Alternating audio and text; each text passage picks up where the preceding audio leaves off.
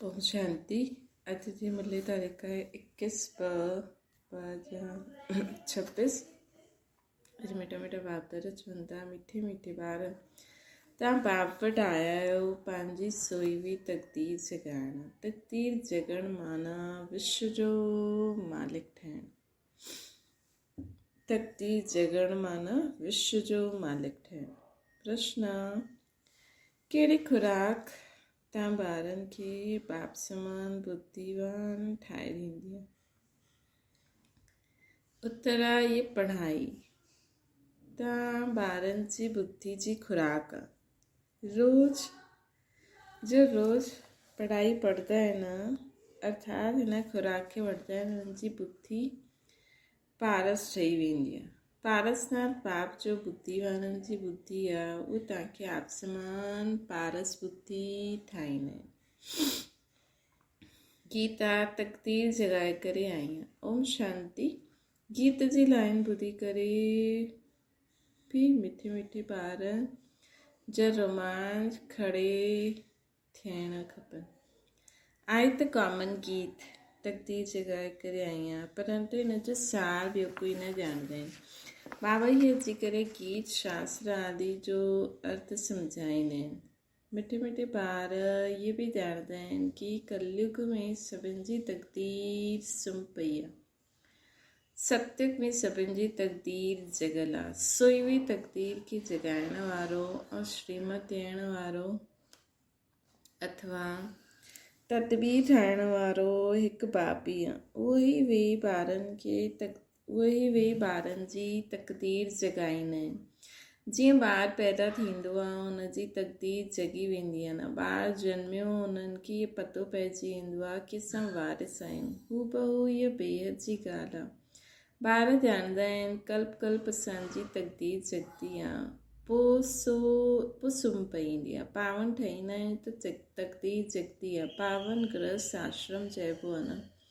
आश्रम अक्षर पवित्र हूंदो आहे। पवित्र गृहस्थ आश्रम उन्हनि जे अगेंस्ट आहे अपवित्र पतित गृहस्थ धर्म। अपवित्र पतित गृहस्थ धर्म आश्रम न चईंदासीं, पवित्र गृहस्थी खे आश्रम चईंदासीं। हाणे ॿार ॼाणंदा आहिनि असां बाबा चवनि था गृहस्थ धर्म त सभिनि जो ई आहे, जानवरनि जो बि हूंदो आहे।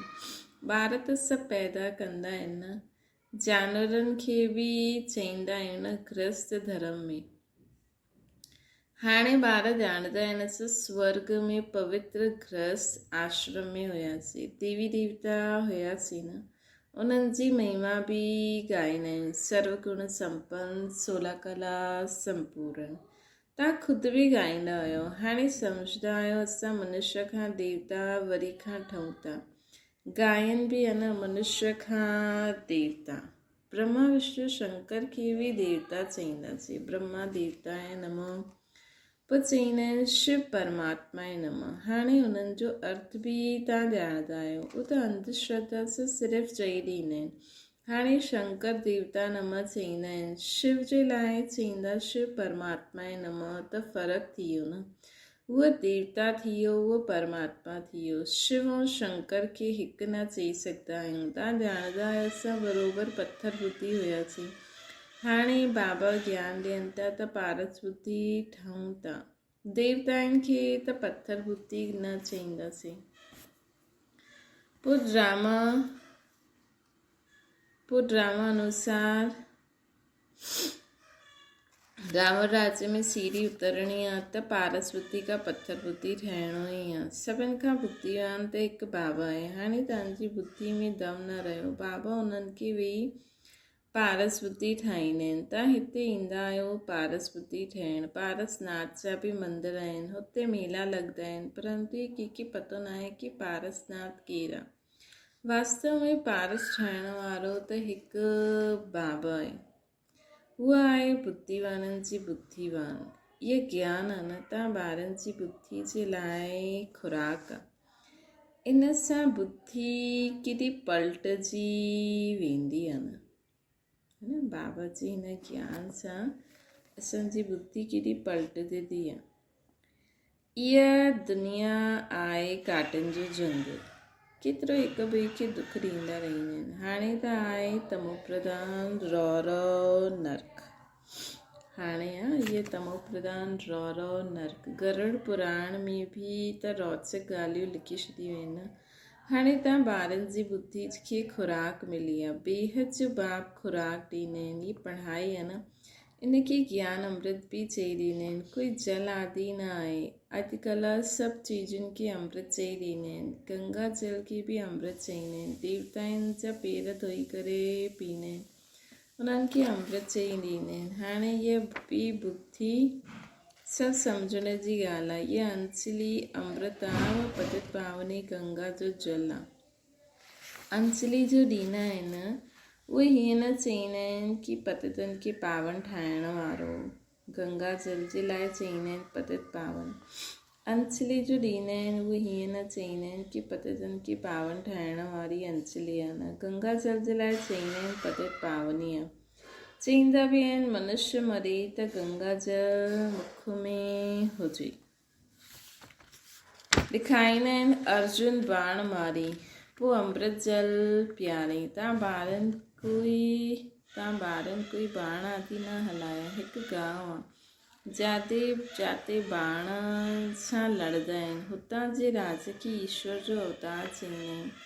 हाणे ईश्वर जो अवतार त कोई थी न सघंदो आहे। वास्तव में सच सतगुरु त हिकु शिव बाबा ई आहे, जो सर्व जो सदगति दाता है, जो सभी आत्माउनि खे साथ वठी वेंदा। बाबा जे सिवाय वापसि त कोई वठी न वञी सघंदो आहे। न, ब्रह्म में लीन थी वञण जी बि ॻाल्हि न आहे। इहे नाटक ठहियल आहे। सृष्टि जो चक्कर अनादि फिरंदो ई रहंदो आहे। वर्ल्ड जी हिस्ट्री जोग्राफी कीअं रिपीट थींदी आहे, इहा हाणे तव्हां ॼाणंदा आहियो न। इहो कोई बि न ॼाणंदो आहे। मनुष्य अर्थात आत्माऊं पंहिंजे बाप रचयिता खे न ॼाणंदा आहिनि। जेके यादि बि कंदा आहिनि उहो गॉड फादर। हद जे बाप खे कॾहिं गॉड फादर न चईंदासीं। गॉड फादर अक्षर ॾाढो रिस्पेक्ट सां चईंदा आहियूं। हुन जे लाइ ही ॻाईंदा आहिनि पतित पावन दुख हरता सुख करता। हिकु तरफ़ चईंदा आहिनि उहा दुख हरता सुख करता आहे। ॿियो जॾहिं कोई दुख थींदो आहे त चईंदा आहिनि, उहा ॿार मरंदो आहे त चई ॾींदा आहिनि कि ईश्वर ई दुख सुख ॾींदो आहे, हुनजो दुख बि सुख सम्झो। ईश्वर असांजो ॿार वरितईं, ई खणी वरितईं, इहा छा कई। हाणे महिमा हिकु ॻाईंदा आहिनि, पोइ कुझु थींदो आहे त ईश्वर खे गारियूं ॾींदा आहिनि। चईंदा बि आहिनि ईश्वर ॿार ॾिनई, पोइ अगरि वापसि वठी वरितईं त रोज़ छो था। ईश्वर वटि हली वञो। सत्संग में कॾहिं कोई रोईंदो न आहे। बाप सम्झाईंदा आहिनि रोइण जी दरकार ई न आहे। आत्मा खे पंहिंजे हिसाब किताब अनुसार वञी करे ॿियो पाठ वॼाइणो। ज्ञान न हुजण जे कारण मनुष्य केतिरा रोईंदा आहिनि, जीअं पागल थी विया आहिनि। हिते त बाप सम्झाईंदा आहिनि अम्मा मरे त बि हलवो खाइणो आहे, अर्थात नष्टो मोह ठहिणो आहे। असांजो त हिकु बेहद जो बाप आहे, ॿियो न कोई। अहिड़ी अवस्था ॿारनि जी हुजणी खपे। मोह जी राजा जी कथा बि ॿुधी आहे न। इहे सभु दंत कथायूं आहिनि। सत्युग में कॾहिं दुख जी ॻाल्हि न हूंदी, न कॾहिं अकाले मृत्यु थींदी। सत्युग में कॾहिं दुख जी ॻाल्हि न थींदी, न कॾहिं अकाले मृत्यु थींदी। तव्हां ॿार ॼाणंदा असां हाणे काल ते जीत पाईंदा आहियूं। बाबा खे महाकाल बि चईंदा आहिनि, न कालनि जो काल महाकाल। तव्हांखे काल ते जीत पाराईंदा आहिनि, अर्थात काल कॾहिं तव्हांखे खाईंदो न आहे।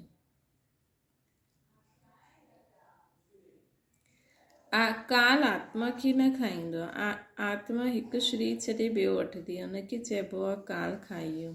बाक़ी काल कोई चीज़ न आहे। मनुष्य महिमा ॻाईंदा रहंदा आहिनि, सम्झ त कुझु न आहिनि। ॻाईंदा आहिनि अच्युतम केशवम, अर्थ कुझु न सम्झंदा आहिनि, बिल्कुलु ई मनुष्य सम्झ सां ॿाहिरि थी विया आहिनि। बाबा सम्झाईंदा आहिनि इहे 5 विकार तव्हांजी बुद्धि खे केतिरो ख़राबु करे ॾींदा आहिनि। केतिरा मनुष्य बद्रीनाथ आदि वेंदा आहिनि। अॼु 2 लख विया, 4 लख विया, वॾा वॾा ऑफिसर बि वेंदा आहिनि तीर्थ करणु। तव्हां त वेंदा न आहियो त उहे चईंदा आहिनि इहे बीके त नास्तिक आहिनि, छो जो भक्ति न कंदा आहिनि। तव्हां पोइ चईंदा आहियो भॻवान खे न ॼाणंदा आहियो त नास्तिक आहियो। बाबा खे त कोई बि न ॼाणंदो आहे, इन करे इनखे आर्फन जी दुनिया चइबो आहे। केतिरो आपस में लड़दा झगड़दा आहिनि। हीअ सॼी दुनिया बाबा जो घरु आहे। बाबा सॼी दुनिया जे ॿारनि खे पदत खां पावन ठाहिणा आहिनि। अधु कलाक बराबरि पावन दुनिया हुई। ॻाईंदा बि आहिनि न, राम राजा राम प्रजा राम साहूकार। हुते पोइ अधर्म जी ॻाल्हि कीअं थी सघंदी है न। चईंदा बि आहिनि हुते शेर बकरी खटा जल पीअंदा आहिनि। पोइ हुते रावण आदि कीअं आयो, सम्झंदा न आहिनि। ॿाहिरां वारा त हीअं ॻाल्हियूं ॿुधी करे हसंदा आहिनि। अहिड़ी ॻाल्हियूं ॿुधी करे विदेश वारा त भारत जी हिन ॻाल्हियुनि ते ॿुधी करे हसंदा आहिनि। छा चईंदा रहंदा आहिनि इहे। तव्हां ॼाणंदा आहियो, तव्हां ॿार ॼाणंदा आहियो। हाणे ज्ञान जे सागर बाबा असांखे ज्ञान था ॾियनि। इहे पतित दुनिया आहिनि। हाणे प्रेरणा सां पतित खे पावन ठाहींदा छा? सॾु बि कंदा आहिनि, हे पतित पावन अचो, अची करे पावन ठाहियो। त ज़रूरु भारत में ईंदा न बाबा। हाणे बि चईंदा आहिनि मां ज्ञान जो सागर आयो आहे। तव्हां ॿार ॼाणंदा आहियो शिव बाबा साईं सॼो ज्ञान आहे। उहो बाप वेही ॿारनि खे इहे सभु ॻाल्हियूं सम्झाईंदा आहिनि। शास्त्रनि में त सभु दंत कथायूं लिखी छॾियूं आहिनि। नाम रखियो आहे व्यास भॻवान, शास्त्र ठाता। नाम रखी छॾियो आहे व्यास भॻवान, शास्त्र ठाता। हाणे उहे शास्त्र त हुया भक्ति महाराज जा, इहो आहे व्यास देव। उन्हनि जा ॿार तव्हां सुखदेव वेठा आहियो। हाणे तव्हां सुख जा देवता ठहींदा आहियो। सुख जो भरसो वठो था न व्यास सां, शिवाचार्य सां। व्यास जा ॿार तव्हां आहियो, परंतु मनुष्य मुंहिंजी वेंदा आहिनि। इन करे चइबो आहे शिव बाबा जा ॿार आहिनि। त व्यास केरु आहे? जो सुख ॾींदो।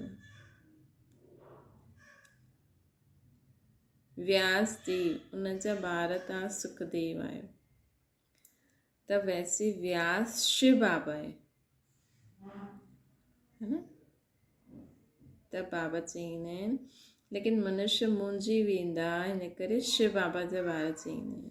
शिव बाबा जा त अनेक नाम आहिनि न, उन्हनि जे कर्तव्य अनुसार, विशेषता अनुसार। लेकिन हिकु शिव नाम कल्याणकारी, उन्हनि जो असली नाम शिव ई आहे। त हाणे बाबा चईंदा आहिनि की देहदारी खे न ॾिसो, जबकि शिव बाबा सम्मुख वेठा आहिनि। आत्मा खे ॼाणबो आहे न, परमात्मा खे बि ॼाणबो आहे। हा, उहो परम पिता परमात्मा शिव आहे। उहो ई अची करे पतितनि खे पावन ठाहिण जो रास्तो ॿुधाईंदा आहिनि। चईंदा आहिनि तव्हां आत्माउनि जो मां बाप आहे। आत्मा खे रियलाइज़ कबो आहे, ॾिसबो न आहे। बाप पुछंदा आहिनि हाणे तव्हां पंहिंजी आत्मा खे रियलाइज़ कयो आहे? एतिरी नंढी सी आत्मा में अविनाशी पार्ट नूंदल आहे, है न।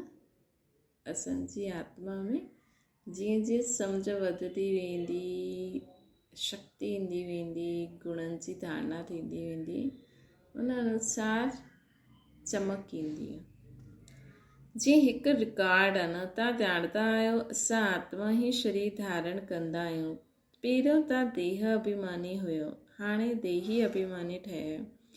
तव्हां ॼाणंदा आहियो सच आत्मा 84 जन्म वठंदा आहियूं, उन्हनि जो एंड न थींदो आहे। कोई पुछंदा आहिनि इहा ड्रामा कॾहिं खां शुरू थियो, परंतु ही त अनादि आहे, कॾहिं विनाश न थींदो। इनखे चइबो आहे बनो ठहियलु ड्रामा, वर्ल्ड ड्रामा। त बाप वेही ॿारनि खे सम्झाईंदा आहिनि, जीअं अनपढ़ ॿारनि खे पढ़ाई पढ़ाइबी आहे न, आत्मा ई शरीर में रहंदी आहे। इहा आहे पत्थर बुद्धि जे लाइ फूड। बुद्धि खे सम्झ मिलंदी आहे न, है न, बुद्धि खे सम्झ मिलंदी आहे। तव्हां ॿारनि जे लाइ बाबा चित्र बि ठाराया अथई। हाणे सम्झी बुद्धि खे सम्झ मिली आहे, छा राइट आहे छा रॉन्ग आहे। तव्हां ॿारनि जे लाइ बाबा चित्र बि ठाराया अथई, ॾाढो सहज आहे। इहे त्रिमूर्ति ब्रह्मा विष्णु शंकर। हाणे ब्रह्मा खे बि त्रिमूर्ति छो चईंदा आहियूं? देव देव महादेव चईंदा आहिनि, हिकु ॿ जे मथां। देव ब्रह्मा देव, विष्णु देव, पोइ महादेव। अर्थ कुछ भी न समझदा आहिनि।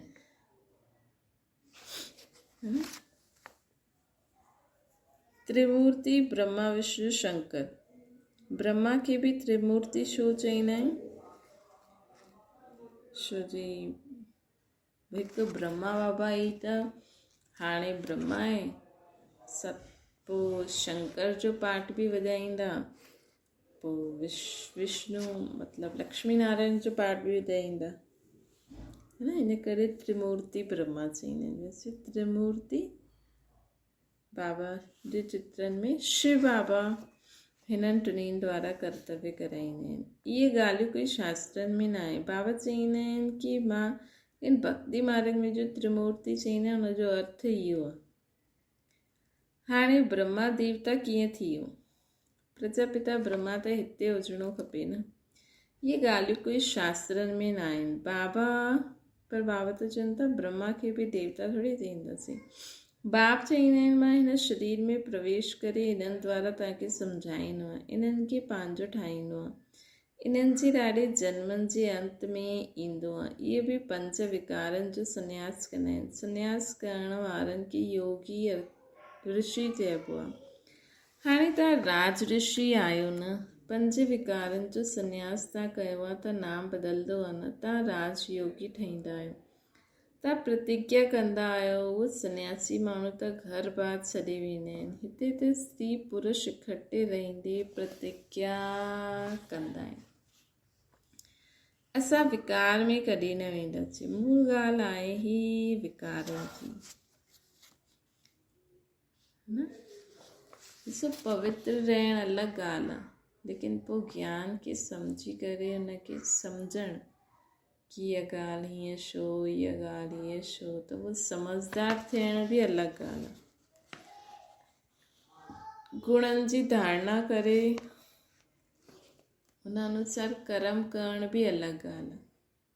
ऐं शक्तिशाली रूप ठही करे माया ते जीत पाइण बि अलॻि ॻाल्हि आहे।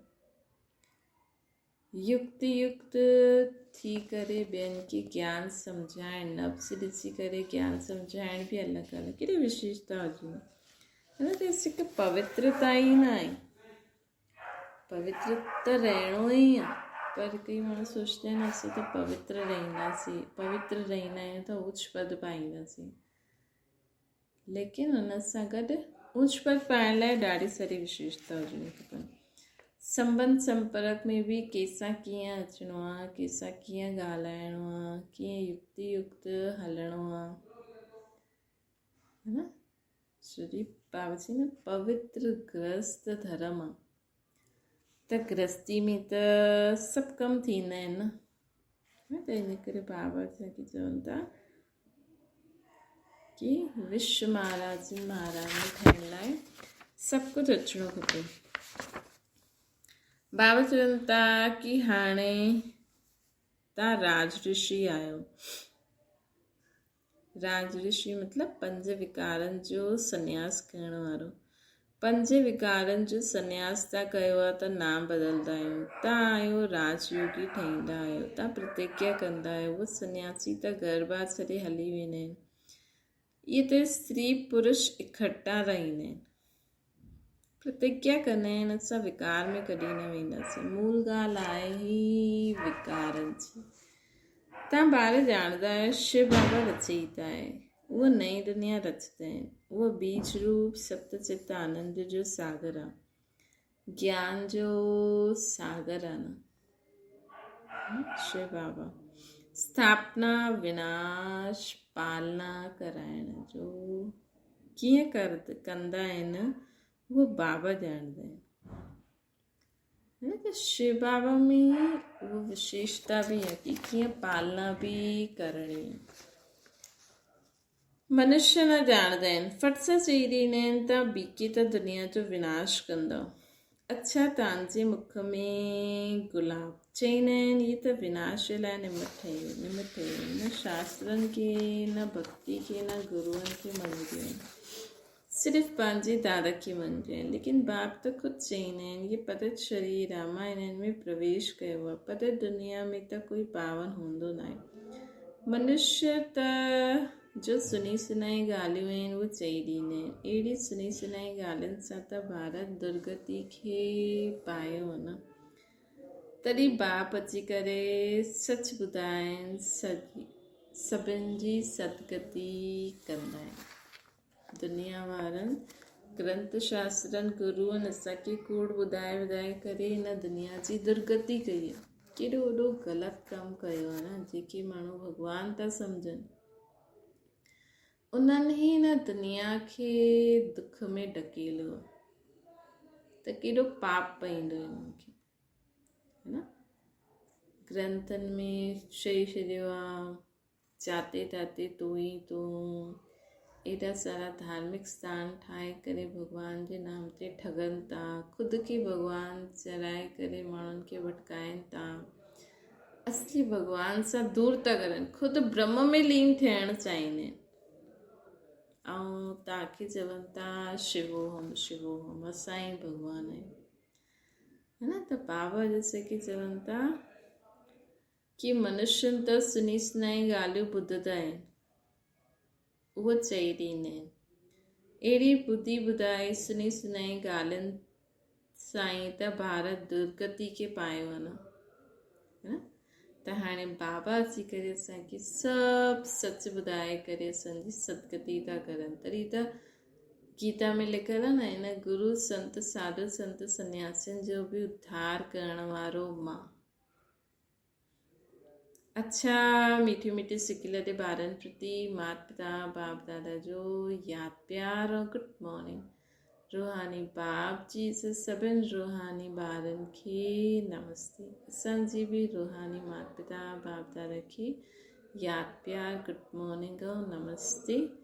धारणा जे लाइ मुख्य सार, बाप सां सुख जो वरसो वठी करे दुख दूर करे सुख जो देवता ठाहिणो आहे, सभिनि खे सुख ॾियणो आहे। राज ऋषि ठहिण लाइ सर्व विकारनि जो संन्यास करणो आहे। ॿियो आहे पढ़ाई ही सच्ची खुराक आहे।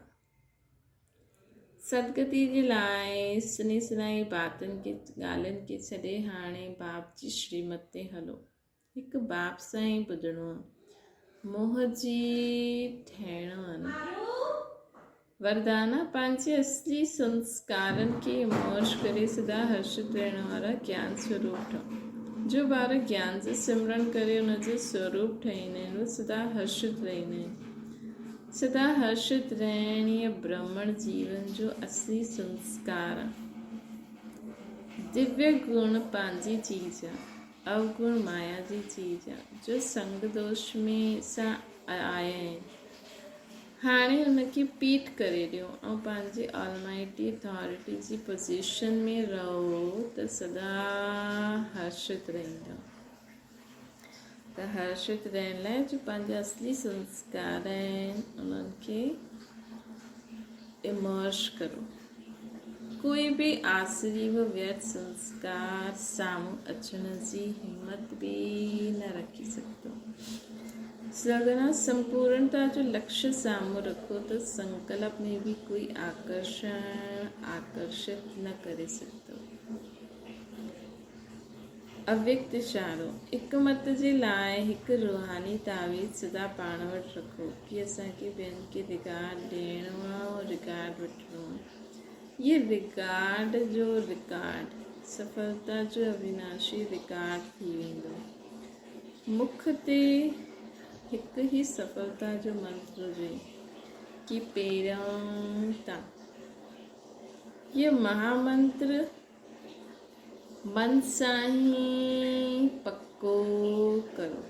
ये महामंत्र मन सां ई पक्को करो। यथार्थ रूप सां पहिरियों मां खे मिटाए करे ॿिए खे अॻियां ठाहे रखणु सो पंहिंजो वधणु सम्झंदे उहे हिन महामंत्र खे अॻियां वधाईंदे सफलता खे पाईंदा आहिनि।